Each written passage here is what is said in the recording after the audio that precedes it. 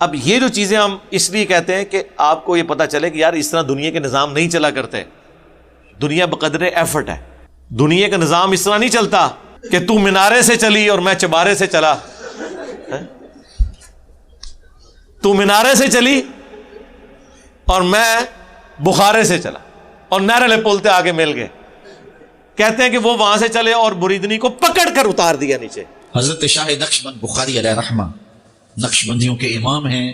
آپ کابل میں تشریف لائے تو بادشاہ کے گھر میں کام کرنے والی ایک خاتون آپ سے روحانی نسبت قائم کر لیتی ہے. جو اس کی ہم منصب تھی انہوں نے اس سے حسد کیا اور بادشاہ کے گھر کا زیور چوری کر کے اس پر الزام دھر دیا اور گواہیاں بھی دے دی. بادشاہ کو بڑا غصہ آیا. اس نے کوئی بات سنے بغیر کہا کہ اس کو لے جاؤ اور محل کی چھت سے اوپر گرا دو. خیر اس کو چھت پہ لے گئے. جب پھینکنے لگے تو اس کے دل میں خیال آیا وہ کسی نے بتایا تھا کہ اوکھے ویلے بزرگ کام آتے ہیں, تو اس سے بڑھ کر اوکھا ویلا ہو کیا سکتا ہے.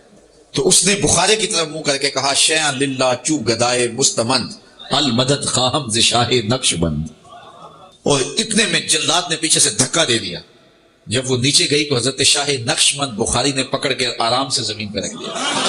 تو حیرت زدہ ہوگی حضرت آپ کب آئے تھے؟ کہا تو از چبارہ آمدی من از بخارا آمدم. تو چبارے سے چل پڑی تھی میں بخارے سے چل. ہاں پکڑ کے اتارے ہے. یاد رکھنا جے. ہاں نبی علیہ السلام نے کبھی, بخاری میں الفاظ ہیں, اما عائشہ کہتی ہیں نبی علیہ السلام نے کبھی کسی عورت کو نہیں چھوا بیعت کرنے کے لیے بھی. ہاں اور تواڈے پیر اور پھر نام اس طرح لیتے ہیں خواجہ باول لاکھ نقشبند, اور تسی 50 بھی نال اور رکاب لا دو سانو ایک رتی برابر فرق نہیں پیندا. یہ جواب ساڈے اسٹوڈنٹ صرف انجینئر بول دین نا, میرا نام پورا بھی نہ بولن تو سارے بابے غائب ہو جاندے جو تو. ہاں انجینئر محمد علی مرزا تو بولنے ضرورت نہیں ہے, صرف انجینئر بول دیں. کدھر کوئی کرامت سنا رہے ہیں نا آپ کہیں جی وہ انجینئر اینڈ سارے ویکھن گے جے سارے بابے غائر. ہاں توزی اڈے اڈے ابو الحسن خرقانی, وہ جی معبود غزنوی نے ان کو کرتا دیا تھا سومنات پہ, انہوں نے اتنے حملے کیے کامیاب نہیں ہوئے. پھر انہیں یاد آیا کہ میرے پیر نے مجھے دیا ہوا تھا کرتا, تو انہوں نے رات کو کرتا اللہ کی بارگاہ میں پیش کیا تو کامیابی ہو گئی. بابا جی خواب میں آ گئے اور وہ ناراض ہیں کہ تو نے میرے کرتے کی اتنی کم قیمت لگائی ہے, اگر تو یہ دعا کرتا کہ اس سرزمین میں کوئی کافر باقی نہ رہے. حضرت ابو الحسن خرقانی ایک بزرگ گزرے, یہ حضرت باعزید بستامی کے سجادہ نشین, اتنے بڑے آدمی تھے. اپنا جبہ دیا محمود غزنوی کو, جب مشکل آئی تو دعا مانگنا آگے رکھ کے اللہ فتح دے دے گا. تو محمود کہتے ہیں جب سومنات کے مندر نہیں فتح ہو رہے تھے تو میں نے بابے کا جبہ سامنے رکھ کے دعا کی تو اللہ نے مجھے فتح دے دی. کہتے ہیں بابا جی رات خواب میں ملے تو کہنے لگے تو نے کیا قیمت ڈالی میرے جبے کی؟ کہا حضور کیا مطلب؟ فرمانے لگے تو میرا جبہ سامنے رکھ کے دعا کرتا کہ یا اللہ ہندوستان کے سارے کافر مسلمان ہو جائیں تو اللہ نے توفیق ایمان دے دینی. یہ تو نے کیا دعا مانگی ہے؟ تو سارے مسلمان ہو جاتے. آج بھی نہیں ہوئے. آج بھی یہ اس سب کانٹیننٹ کی سرزمین میں میجورٹی کافر ہیں. انڈیا پاکستان بنگلہ دیش ملائے تو آدھے سے زیادہ کافر ہیں. اور سب سے بڑھ کر کیا نبی علیہ السلام کے کرتے کی برکت سے سارے مکے کے لوگوں نے, پوری عرب کی سرزمین نے کلمہ پڑھ لیا تھا؟ تو اگر نبی علیہ السلام کے کرتے کا یہ حال ہے تو ابو الحسن خرقانی دا کرتا تے شاہی کوئی نہیں. ہاں صحابہ لے جاتے نا قادسیہ اور یرموک میں رسول اللہ کا کرتا. مسلم شریف میں موجود ہے, اسما بنت ابی بکر نے نکالا اور کہا کہ ہم اس کا دھون مریضوں کو شفا کے لیے پلاتے ہیں.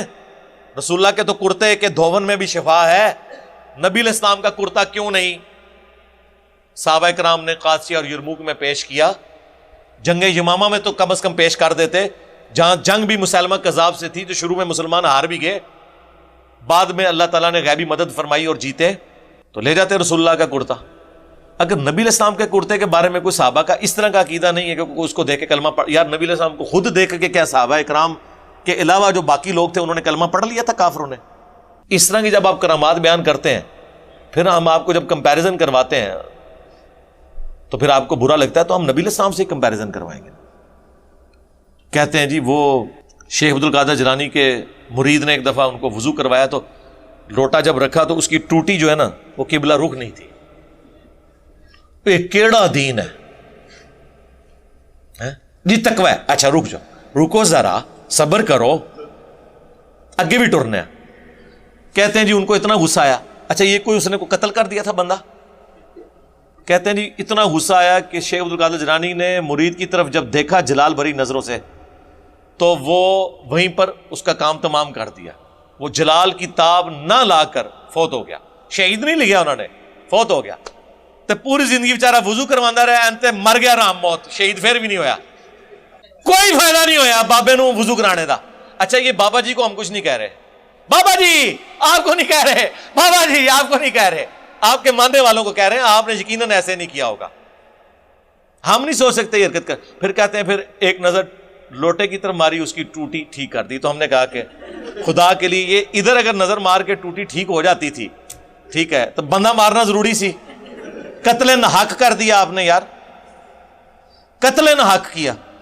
اب میں آپ کو اپنے امام کی بات سناؤں. بخاری مسلم حدیث ہے, انس بن مالک کہتے ہیں میں نے 10 سال حضور کے ساتھ گزارے, آپ کو وضو کروایا ہر وقت, اور میں چھوٹا سا بچہ تھا, میری ماں نے وقف کر دیا مجھے رسول اللہ کی خدمت کے لیے. 10 سال کا تھا میں, اور حضور کی جب وفات ہوئی میری عمر 20 سال تھی. مجھے حضور کسی کام سے بھیجتے تھے تو میں اب 10 سال کا بچہ, یار ہمارے بھی بچے ہیں, حضور کام کے لیے بھیجتے تھے, کہتے ہیں میں باہر نکلتا بچوں میں کھیلنا شروع کر دیتا تھا, اور مجھے بھول ہی جاتا تھا مجھے کسی کام سے بھیجا ہوا ہے. کافی دیر بعد حضور آگے کبھی پیچھے کھڑے ہوں, مجھے پیچھے سے آگے پکڑیں پیار سے اور کہیں 19, یعنی نام تو انس تھا نا, تو پیار اور محبت کے ساتھ 19, میں نے تو تجھے اس کام بھیجا تھا. اچھا یا رسول اللہ بھی کر کے آتا ہوں. اور انس ابن مالک کے الفاظ ہیں, مجھے حضور نے کبھی یہ نہیں کہا کہ تو نے یہ کام کیوں کیا اور یہ کیوں نہیں کیا. تواڈے بابے نگاہ مار کے مرید ساڑ دین, اور ہمارا پیر وہ ہے کہ جس نے 10 سال میں کبھی اپنے اس مرید کو یہ بھی نہیں کیا کہ یہ کہا کہ یہ کیوں کیا اور یہ کیوں نہیں کیا. تو اب میں آپ سے پوچھتا ہوں, آپ تو کہتے ہیں کہ ہمارے غوث کتب تو رسول اللہ کی سنت پہ چلنے والے ہوتے ہیں, اور حضور کی سنت پہ چل چل کے وہ یہ مرتبہ حاصل کرتے ہیں. کھیت ہے مٹی, اے سنت عمل کیتا ہے کہ مرید ساڑ دیتا جی.